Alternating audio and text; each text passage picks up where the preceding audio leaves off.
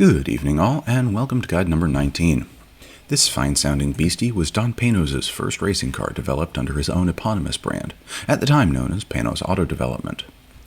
Nominally based on the company's Esperant sports car, it, as with most GT1 vehicles of the late 1990s, was in fact an entirely different, purpose-built near prototype, developed, in this case, in conjunction with Reynard Motorsport, a constructor best known for their prolific manufacturing of open-wheel chassis, ranging from Formula Ford all the way up to some brief and unsuccessful flirtations with Formula One in the 1990s. They were also the key constructor for the Dodge Viper GTS-Rs and the 1993 Chrysler Patriot Hybrid Le Mans GTP, which was stillborn due to its remarkable tendency to disintegrate and kill its driver. With a 100,000 RPM turbine and a 58,000 RPM composite flywheel, I suppose design flaws were a bit inevitable. Anyway, during what was retrospectively the last heyday of GT cars in the top levels of racing, the GTR-1 nevertheless managed to be a bit of an oddball, which we rather seem to like here on this channel. In contrast to its competition from the major European brands like Mercedes, Porsche, and McLaren, the Esperant was mid-front-engined, giving it a unique aesthetic that made on-track identification easy and endeared it to fans as both an underdog and as a vehicle that bore at least a passing resemblance to the Batmobile from the Tim Burton era. Although in contrast to that fictitious vehicle, this one was not powered by a 10,000 horsepower gas turbine. Okay, there's been a lot of talk about gas turbines in the past couple of videos relative to their actual relevance to motorsports history. I think the next few episodes should deal exclusively with big V8s just to make up for it. Moving on. Don Panoz intended for the Esperant GTR-1 to be an American car through and through. Keeping the front-ish-engined layout was key to this, and the theme was carried further with the sourcing of an engine from Jack Roush Racing of NASCAR fame.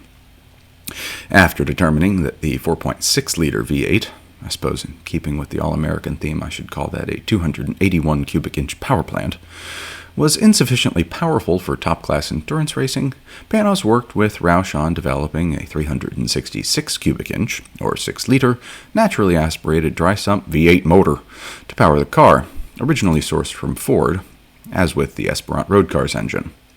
However, unlike the road car, the V8 in the GTR-1 revved over 8,000 RPM, made around 600 horsepower, or perhaps that's freedom power, and 500 pound-feet of torque, or, in the keeping with the theme, freedom thrust, which worked out to a tidy 100 freedom power per liter/Eagle and 668 freedom horsepower per ton. With a 6-speed transmission, once again our friends at X-Track make an appearance here, mounted in the rear and connected by a transaxle for better weight distribution, the GTR-1 was at least nominally able to hit a top speed of 226 miles an hour down the Mulsanne Strait.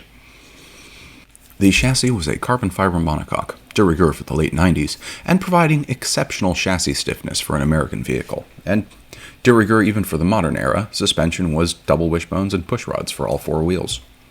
Brembo provided the brakes, 15-inch rotors in the front and 14s in the rear, and with several teams operating the vehicle in the late 1990s, the wheels found themselves with different shoes, typically either Goodyears or Michelins. 6 GTR-1s were ready for the 1997 season, with 2 each run by 3 teams.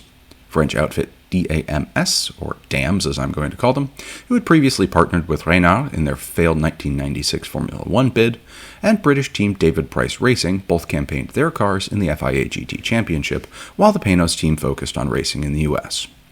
The European efforts did struggle against their more mature designs of other manufacturers, with all 3 entries at Le Mans retiring with engine troubles, but Esperance did take class victories at 4 American races that year, providing much-needed data and momentum to carry the team into the 1998 season. The 98 season saw minor bodywork upgrades, largely to improve front-end air channeling, and the platform started to come good. The Panoz-run GTR-1s took top honors in 7 of the 8 IMSA races that season, and the DAMS team cars managed 5th in the team's championship in Europe, competing hard against the Porsche 911 GT1. 3 cars were fielded for Le Mans as well, 2 factory entries and a modified GTR-1 developed by David Price Racing in conjunction with Zytec. This vehicle, called the Q9 and affectionately referred to as Sparky, was the first true gas-electric hybrid vehicle as we know them today to enter the Le Mans 24 hours. That is to say, a vehicle with an electric motor to assist in the internal combustion engine and an energy recapture and storage solution to power that motor. I still maintain the Helmet TX from last week's video is the first nominal hybrid to contest the race, although I do welcome evidence to the contrary.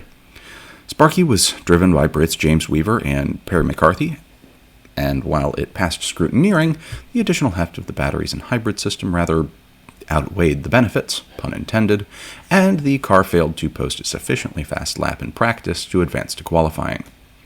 The non-hybrid cars were more competitive, and while one failed a little over halfway through the 1998 race, the other went on to a 7th overall finish, behind 2 Porsches, 3 Nissans, and a BMW, not in that order. The team pivoted in 1999 to try and stay competitive, as their nominal GT competitors had become increasingly prototype-like since the project's inception. The GTR-1 was essentially given an upgrade kit and a haircut, morphing into the open-topped LMP1 Roadster, but that's a subject for a different video.